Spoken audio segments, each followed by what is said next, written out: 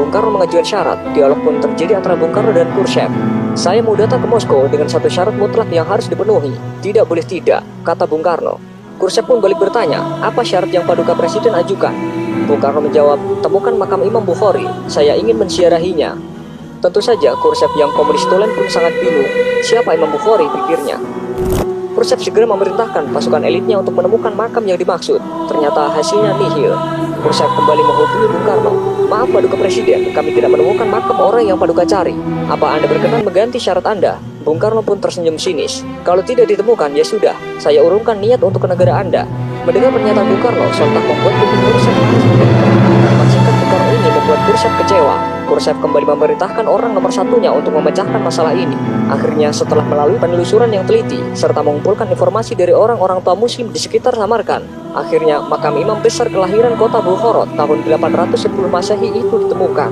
Imam Bukhari yang memiliki jasa begitu besar bagi agama dan umat muslim itu dimakamkan di Samarkand pada tahun 870 Masehi.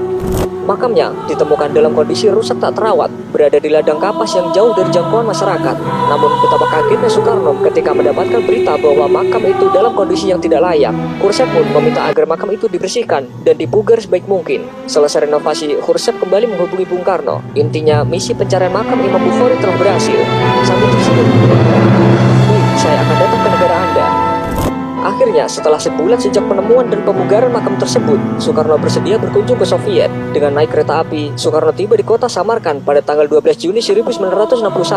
Ribuan orang menyambut kehadirannya. Di sepanjang jalan, penduduk menyambutnya dengan meneriakkan nama Indonesia dan Soekarno sambil mengibarkan bendera merah putih.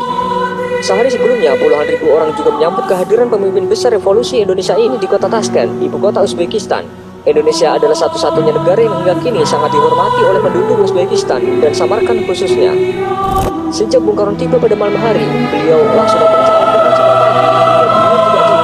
saat ditemukan makam dalam kondisi tidak terurus. Soekarno meminta pemerintah Uni Soviet agar segera memperbaikinya. Ia bahkan sempat menawarkan agar makam dipindahkan ke Indonesia apabila Uni Soviet tidak mampu merawat dan menjaga makam tersebut. Dengan emas seberat makam Imam Bukhari akan diberikan sebagai gantinya. Persilannya berkembang di Uzbekistan menyebutkan berkat Soekarno, makam Imam Bukhari dipugar besar-besaran. Dulunya makam itu tidak terlihat kemegahannya, tetapi jelang ziarah Soekarno, makam dibersihkan dan direnovasi hingga tampak megah. Sejak saat itu, pihak Barat pun menilai kunjungan Soekarno ke Moskow tak hanya untuk urusan politik, melainkan juga ziarah. Dan hal ini juga menunjukkan kepada mata dunia bahwa Indonesia tidak bisa